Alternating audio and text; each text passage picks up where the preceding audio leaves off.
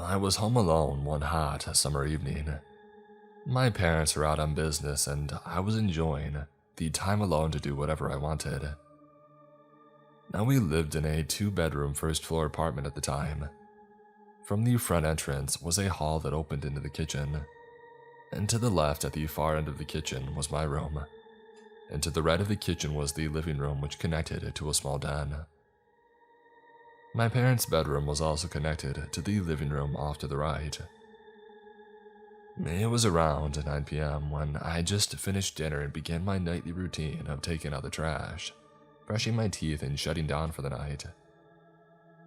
And before retreating to my room, I opened all the windows in the kitchen and living room so that the house would cool down over the night. The windows were all barred, so I wasn't too worried about any funny business happening. I'm a little bit of a security freak, so all the doors in the house have locks, including my bedroom and the bathroom. I shut off all the lights and went to my room to watch TV. At around midnight, I dozed off. I had a weird dream, or rather a nightmare of someone knocking on my door, with the knocking getting progressively louder. It was odd because in the dream, I was laying in my bed but couldn't move. The knocking got so blaringly loud until I couldn't stand it, and then I heard a scream and I woke up. My heart was racing and I was sweating a little bit, but no damage done. I looked around my room and glanced at my alarm, which read 4 a.m. Seeing nothing out of the ordinary, I brushed the dream off and I laid back down. I closed my eyes and suddenly heard knocking on my actual bedroom door. A little delirious, I thought I had slipped back into my nightmare. My eyes shot wide open and I sat up and stared at my door, trying to listen. There were 3 slow knocks that followed. My very first thought was that my parents were back early with food or something and they wanted me to have some. My dad was notorious for knocking on my door when he got home late at night to check on me, sometimes without calling my name first. I always told him that it spooked me and he should announce himself when he knocks, but he would always forget. I got up and began walking towards the door, but something felt wrong. When my parents come home, there's usually a lot of commotion. They might be having a conversation, or I can hear their keys jingling, my mom's heels, footsteps, something. This time, though, it was dead silent. I stopped halfway to the door and called out, "Who is it?" No answer. I opened my mouth to call it again, but before I could get the first word out there were several rapid knocks on the door. Very persistent knocks, as if it was an emergency, and whoever was on the other side needed to get in now. I felt a lump in my throat. My mind was racing, and the first thing I thought of was, what if it was my dad on the other side and he's in trouble? What if he's choking and he can't speak? What if he needs my help? I was frozen in place and I couldn't move. I said, "Who is it?" once more. Again, nothing. "Please say something, please tell me who it is, it's not funny," I said. A few moments of silence went by. Suddenly, it was as if someone threw their whole weight in the door. Rapid, loud bangs began attacking the door. Kicks, punches. It was as if there were 3 people on the other side trying to break the door down. It was so loud that I started crying. I found myself jumping backwards and crawling to the corner of my room. The violent banging went on for a few more moments, and then silence. I sat in the corner, frozen. My hands were covering my mouth and tears were rolling down my cheeks. I thought this was the end. I was shocked that the door still stood, because when I heard the first bang, I thought the frame would come crashing down, and whatever was on the other side would instantly enter and end my life. I sat there for a brief period of time that felt like an eternity. Suddenly, I heard clinking, the sound of metal brushing past each other. I knew whatever was on the other side was going through the silverware drawer. If my life didn't end already, this was my last chance, because I wouldn't get another. I sprang up and climbed onto my dresser, sitting against my window. I threw open the curtain and shoved the window down and climbed out as quietly as I could. I fell to the sidewalk and ran to the police station down the road. I was hysterical and told them what had occurred. That night, my parents were called in. They did an investigation of my house. The only things out of place were a cigarette butt left at the base of my bedroom door and a butter knife on the kitchen table. In the following months, we moved out of that apartment, and thankfully, I can say that was the most excitement that I had ever been through. I soon went to college, graduated, moved to a new state with my family nearby, and life is continuing on as normal. I never know if it was a prank that night or someone was actually out to get me, but luckily, I'll never find out.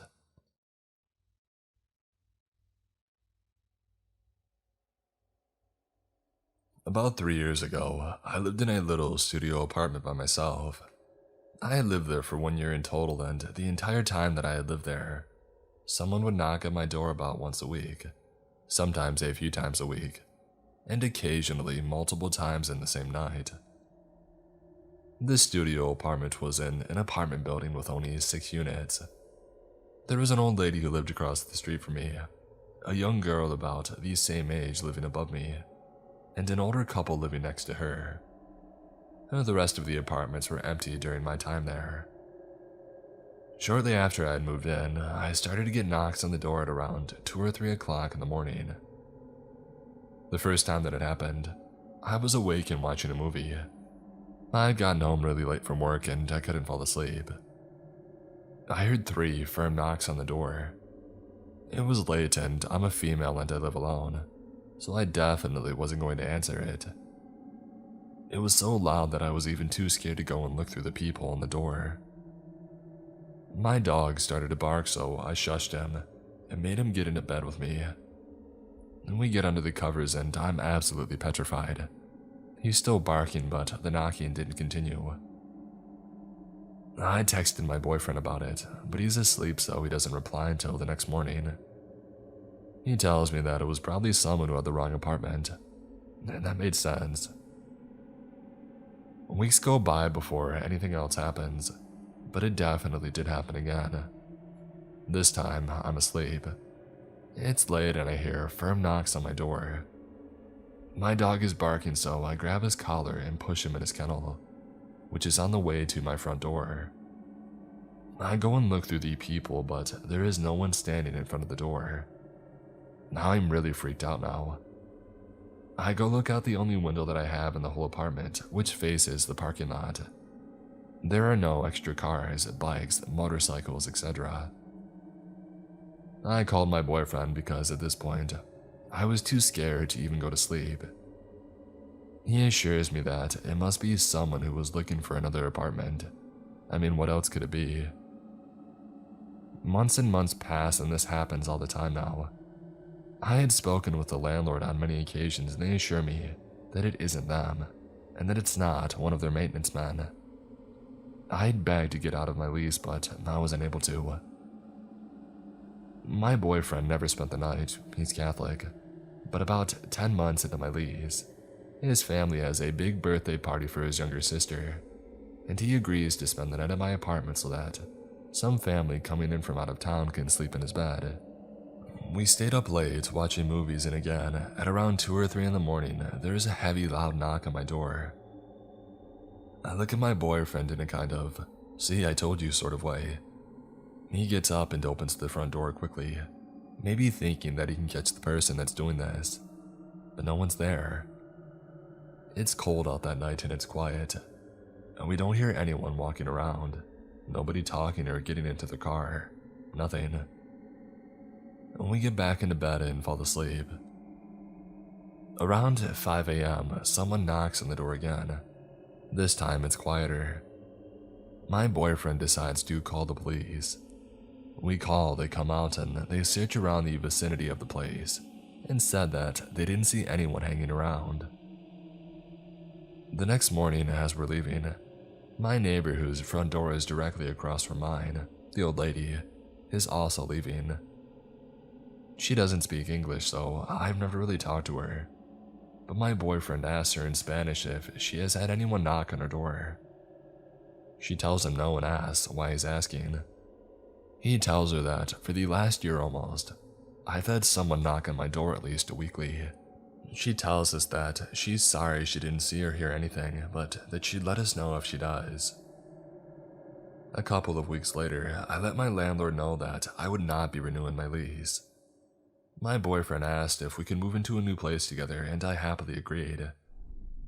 A month later, the night before I moved, I was up late packing so that I could be early the next morning and be ready. My dog was already at the new place with my boyfriend, so I was all alone. There were 3 knocks and then it stopped. I flicked my porch light on through the peephole. Again, no one was there. I felt a little less scared knowing that I wouldn't be sleeping here again. But I never found out who was knocking at my door or why. To this day, it completely baffles me. I've thought of every possible reason and I have no idea why. For an entire year, someone would continuously knock on my door almost weekly. After I moved away, it stopped and it never happened again.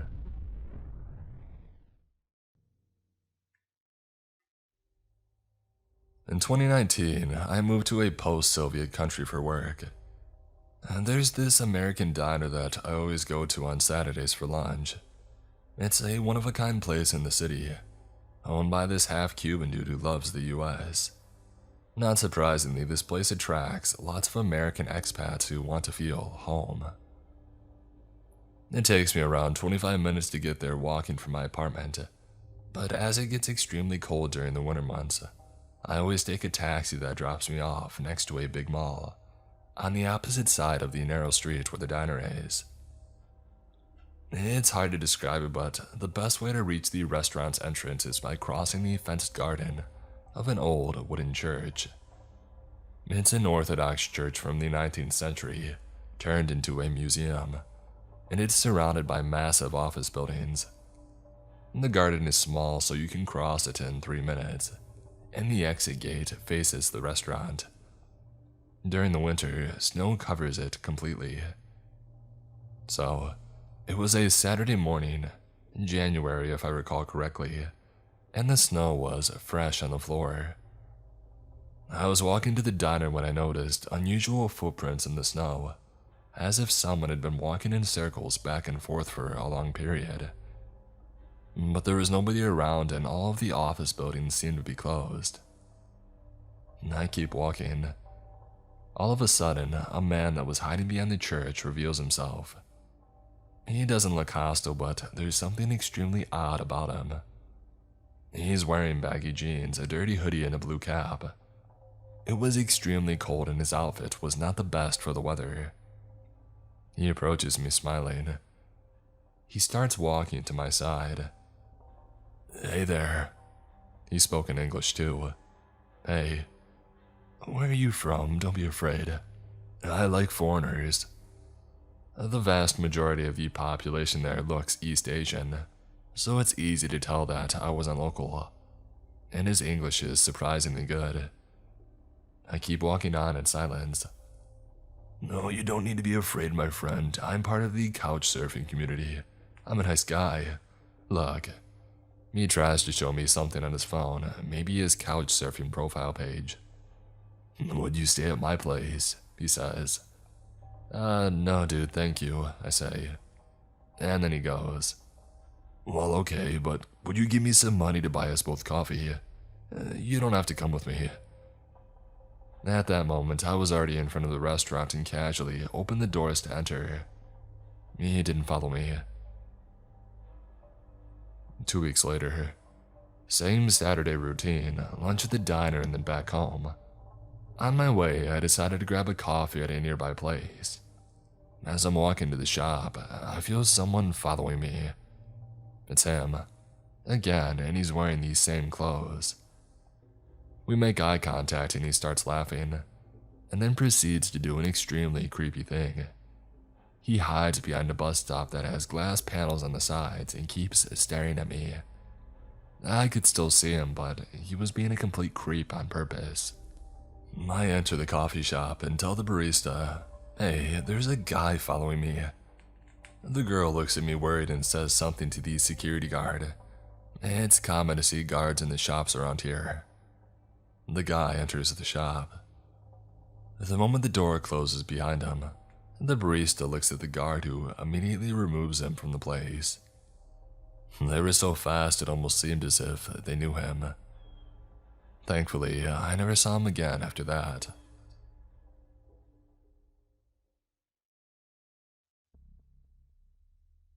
A few years ago, my parents and I moved out to the Maritimes. My parents were retiring and I was done with high school. Our house is situated at the very center of, and I mean this literally, a village. There are 20 people in this place at the most, and the house is 300 feet from the road, and has a forest surrounding it, except the front, which are fields that border the driveway. Anyways, the year we moved, I ended up moving away to Ottawa for school. That same year, I went back home for Christmas between semesters. Now, I'm your typical night owl, and my parents hate it. They were bugging me about sleeping in so much because they hadn't seen me in months and I was sleeping away all of our time together. That night, I stayed up until sunrise, hoping to fix my sleep cycle. It was about 5:45 in the morning when my dog woke up and came into my room. She rested her head on my lap and I knew she wanted out. I went downstairs and made myself a cup of tea and then put a coat on. For whatever reason, the winter, it didn't snow that much, and this particular day, it had snowed around 2 a.m. I remember because when I went to the bathroom, I got excited when I saw it falling. Anyways, I put on my coat and headed out with my dog. Usually, she bolts out of the door, she's freaking insane, and does laps around the house at a full gallop, but this day she didn't. Instead, she put her nose to the ground and trotted slowly around the house. I thought that it was weird, so I followed her, and that's when I noticed the footsteps. My parents' property had 3 buildings on it, a 2-door garage, a workshop, and the house itself. The driveway runs from the road in sort of pools connecting all 3 buildings, and the buildings make an L shape. The snow that had fallen was only 2 centimeters or so, and so I noticed, running from the forest, at the bottom right point of the L behind the house, a set of prints. I was extremely curious, so I followed them. They literally came out of the forest and ran around behind my house where they had stopped at a window. I lined my feet up and found myself looking in the window. And then the prints turned 90 degrees and vanished into the forest. That's when I realized the snow had fallen around 2 a.m., so whoever had left these prints must have come after that, or they wouldn't have left any prints, obviously. And well, I assume most of the world is dark between 2 and 5:45, so either this guy was wandering the woods at night, or they had wandered up when the sun came up. So I shouted for my dog and we hustled inside. I told my dad and he told me that he had left the prints, which is BS, because I was up all night and I heard him snoring. Thanks for trying to calm my nerves anyway, though.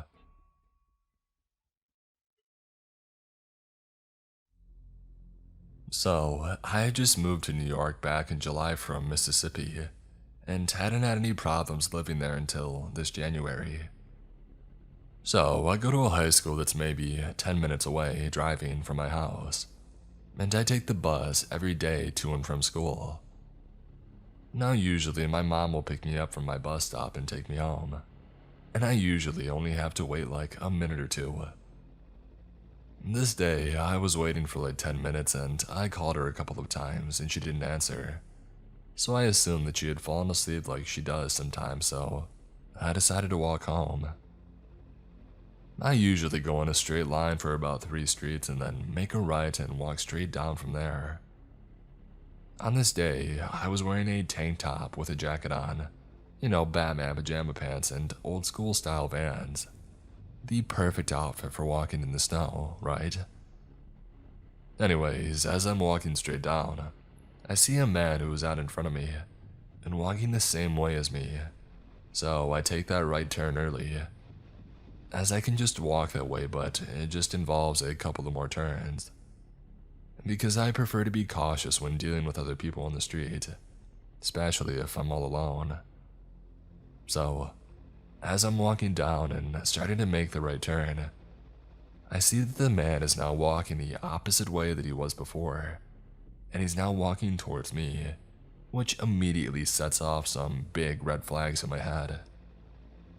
This guy is probably about 5'11" or 6 feet tall, just wearing a black beanie, a tan jacket, and blue jeans. And I'm a very small girl, only about 5'2", so I knew that if he wanted me, he definitely had a high chance of getting exactly what he wanted.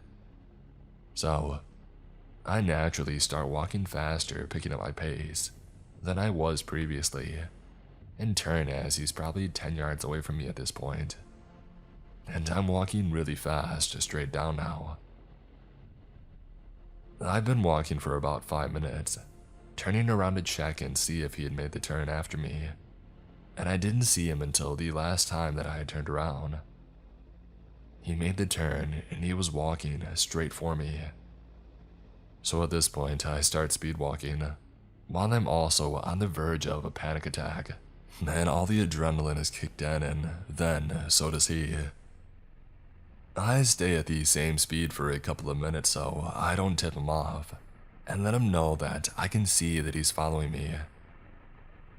After that couple of minutes, I see my house, and after seeing it, I just book it from there. But before I do turn around one last time and see that he's still sprinting after me. I finally make it into my house and just start crying as soon as I get inside the door, locking it. Luckily after that, the guy didn't continue to pursue. But still, the entire event has been stuck in my mind forever.